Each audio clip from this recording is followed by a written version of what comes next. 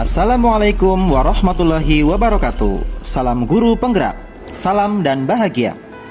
Saya Agus Purwo Aditya, calon guru penggerak angkatan 6 SD Negeri 1 Bakulan, Kabupaten Purbalingga. Pada kesempatan kali ini, saya akan menyampaikan kesimpulan dan refleksi pemikiran Ki Hajar Dewantoro, modul 1.1.A8 koneksi antar materi. Pada refleksi kali ini, saya menggunakan 3 pertanyaan pemantik. Yang pertama, apa yang saya percaya tentang murid dan pembelajaran di kelas sebelum mempelajari modul 1.1? Kedua, apa yang berubah dari pemikiran atau perilaku saya setelah mempelajari modul ini? Dan yang ketiga, apa yang dapat segera saya terapkan lebih baik agar kelas saya mencerminkan pemikiran Ki Hajar Dewantoro?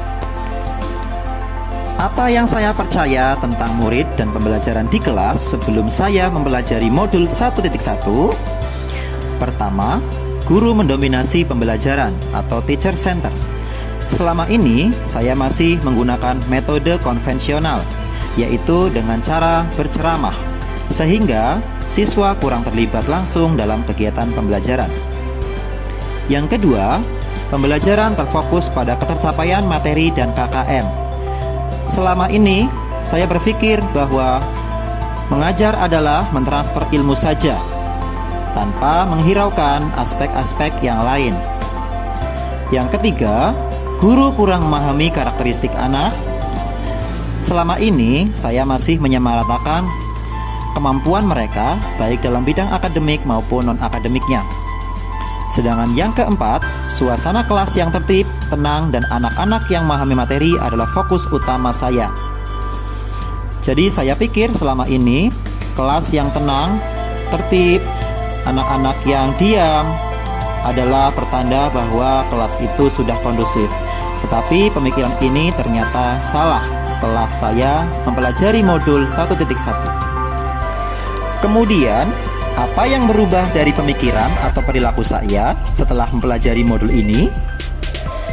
Yang pertama, mengubah pemikiran saya bahwa guru bukan merupakan satu-satunya sumber belajar, tetapi semua yang ada di sekitar siswa dapat dijadikan sebagai sumber belajar.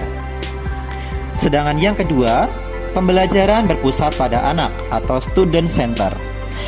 Dengan menggunakan berbagai metode dan model pembelajaran inovatif, saya yakin pembelajaran akan berlangsung dengan menyenangkan dan siswa dapat terlibat secara langsung dalam kegiatan pembelajaran tersebut. Sedangkan yang ketiga, menghargai setiap karakteristik belajar anak. Bahwa anak memiliki karakteristik yang berbeda-beda, begitupun kemampuan anak dalam menyerap kegiatan pembelajaran. Maka sebagai seorang guru, kita harus bisa mengetahui setiap karakteristik yang dimiliki oleh masing-masing siswa. Yang kedua adalah mengubah perilaku saya. Yang pertama, mengemas pembelajaran secara menarik agar motivasi belajar siswa meningkat.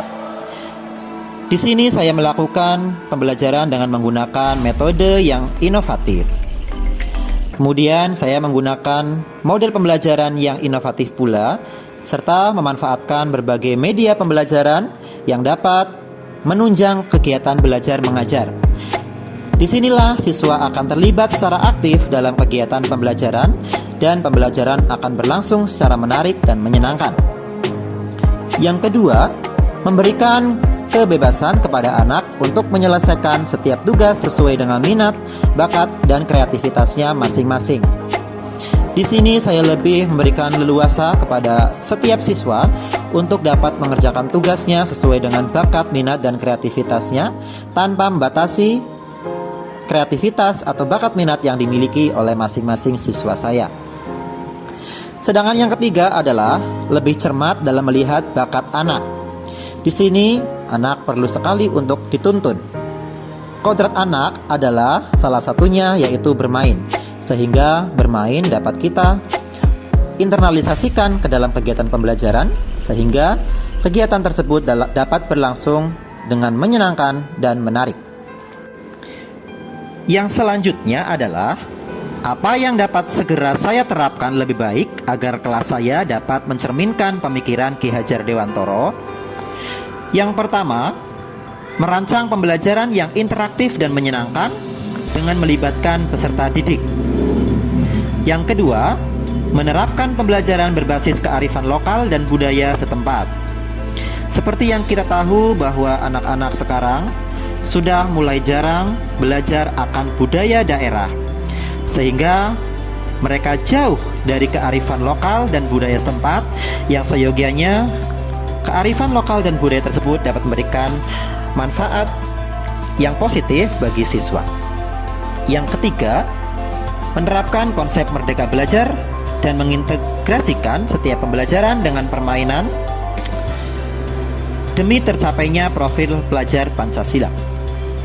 Yang keempat, pembelajaran yang mengutamakan aspek budi pekerti. Yang kelima, menerapkan sistem AMONG. Pendidikan seyogianya adalah menuntun siswa ke arah kebaikan, bukan menuntut siswa. Yang ketujuh, pembelajaran yang sesuai dengan kodrat alam dan zaman. Salah satu kodrat alam yang dimiliki siswa adalah bermain, sehingga yang kedelapan adalah mengintegrasikan permainan ke dalam kegiatan pembelajaran. Kesimpulan dari refleksi kali ini, yang pertama, pendidikan adalah menuntun anak sesuai dengan minat dan bakatnya. Yang kedua, pendidikan bukan hanya ilmu akademis saja, namun perlu penanaman budi pekerti yang baik. Dan yang ketiga, pendidikan sejatinya adalah berhamba kepada siswa. Sekian, terima kasih dan salam guru penggerak.